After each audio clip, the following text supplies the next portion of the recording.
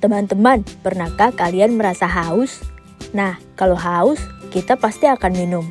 Tapi, tahukah kamu apa lawan kata dari haus? Bingung ya?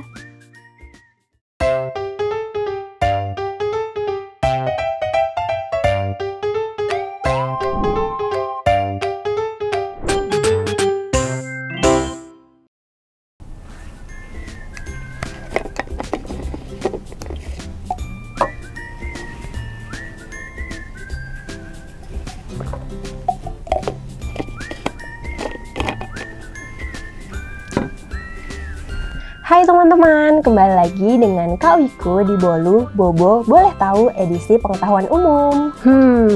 Apa ya lawan kata haus? Kamus Besar Bahasa Indonesia sudah resmi menetapkan antonim atau lawan kata dari haus. Haus dalam Kamus Besar Bahasa Indonesia artinya terasa kering kerongkongan dan ingin minum. Dahulu kata haus belum punya lawan kata resmi di KBBI loh.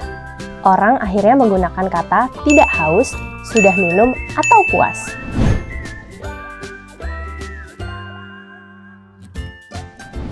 Nah, mulai bulan Juli lalu, Palum tercatat dalam KBBI yang berarti sudah puas minum, hilang rasa hausnya.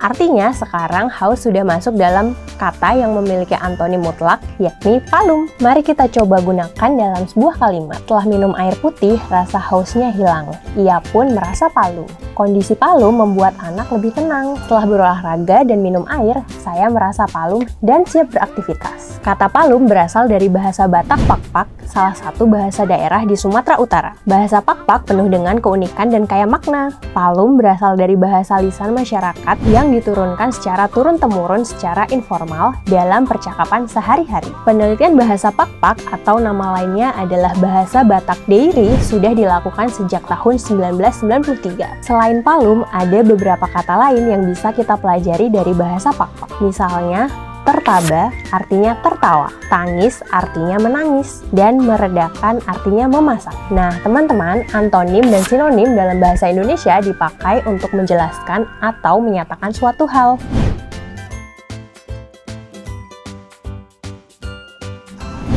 Antonim seperti dikutip dalam buku EYD seputar kebahasaan Indonesia oleh Ernawati Waridah tahun 2015 adalah istilah yang dipakai untuk menyatakan lawan makna dari suatu kata. Sedangkan sinonim juga disebut sebagai persamaan atau padanan kata. Mempelajari sinonim dan antonim sangat bermanfaat teman-teman.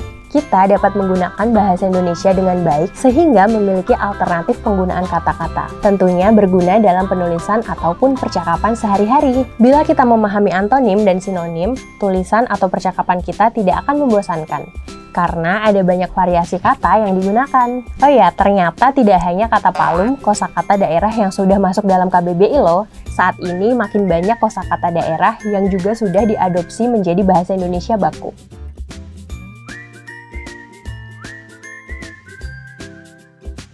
Tujuannya juga untuk melestarikan bahasa daerah. Tujuan ini menjadi misi penting dari Kementerian Pendidikan, Kebudayaan, Riset, dan Teknologi. Nah, apa saja ya kata dalam bahasa daerah yang juga sudah diakui menjadi bahasa Indonesia baku? Pertama, ada meunasah. Kata ini berasal dari bahasa Aceh yang artinya bangunan umum di desa-desa sebagai tempat melaksanakan upacara agama, pendidikan agama, bermusyawarah, dan sebagainya. Masih dari Aceh, ada timpan. Kata ini berarti kue tradisional khas Aceh yang dihidangkan pada Hari Raya Idul Fitri dan Idul Adha. Kue ini dibungkus dengan daun pisang. Kemudian marawis. Kata ini berasal dari bahasa Madura yang artinya gendang kecil yang kedua lubangnya ditutup kulit. Setelah itu ada alkon yang artinya saluran pembuangan air untuk mengalirkan air yang tergenang dalam badan perahu motor. Kata alkon berasal dari bahasa Kare, salah satu bahasa daerah di Kabupaten Kepulauan Arung di Provinsi Maluku. Terakhir, dengkleng atau mendengkleng merupakan kata dalam bahasa Bali yang artinya berdiri menggunakan satu kaki.